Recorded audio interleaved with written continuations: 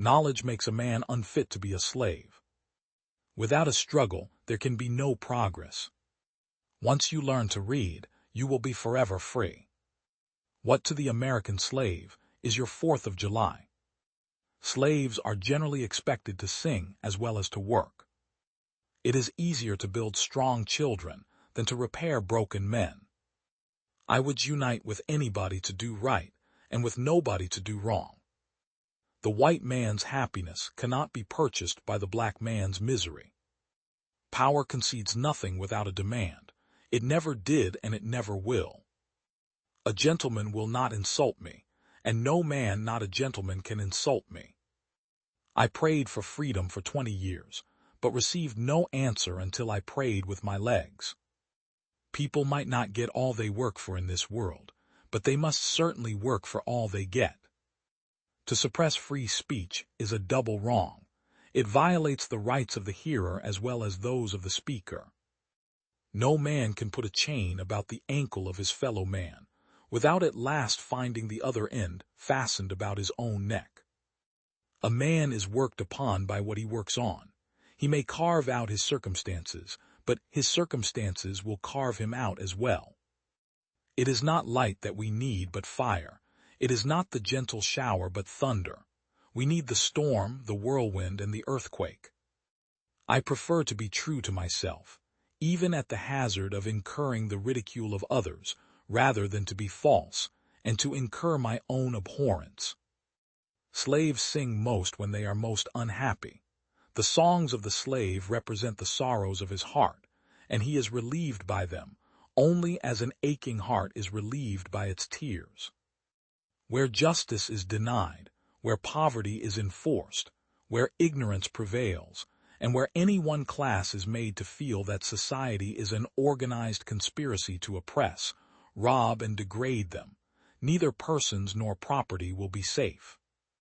The American people have this to learn, that where justice is denied, where poverty is enforced, where ignorance prevails, and where any one class is made to feel that society is an organized conspiracy to oppress, rob, and degrade them, neither person nor property is safe. Power concedes nothing without a demand. It never did and it never will.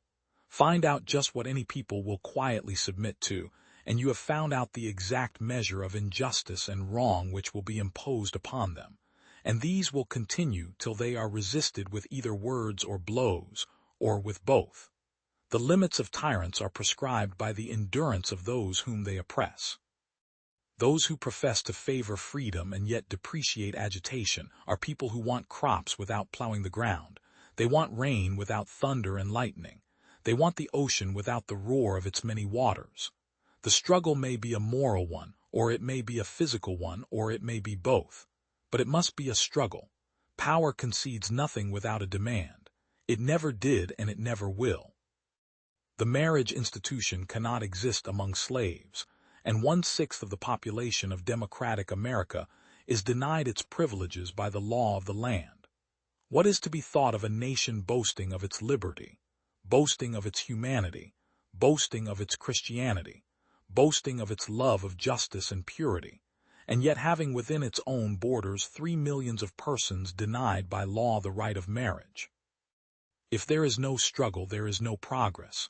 Those who profess to favor freedom and yet depreciate agitation are men who want crops without plowing up the ground. They want rain without thunder and lightning. They want the ocean without the awful roar of its many waters. This struggle may be a moral one, or it may be a physical one, or it may be both moral and physical, but it must be a struggle. Power concedes nothing without a demand. It never did and it never will. I have observed this in my experience of slavery, that whenever my condition was improved, instead of its increasing my contentment, it only increased my desire to be free, and set me to thinking of plans to gain my freedom. I have found that, to make a contented slave, it is necessary to make a thoughtless one. It is necessary to darken his moral and mental vision, and as far as possible, to annihilate the power of reason. He must be able to detect no inconsistencies in slavery. He must be made to feel that slavery is right, and he can be brought to that only when he ceased to be a man.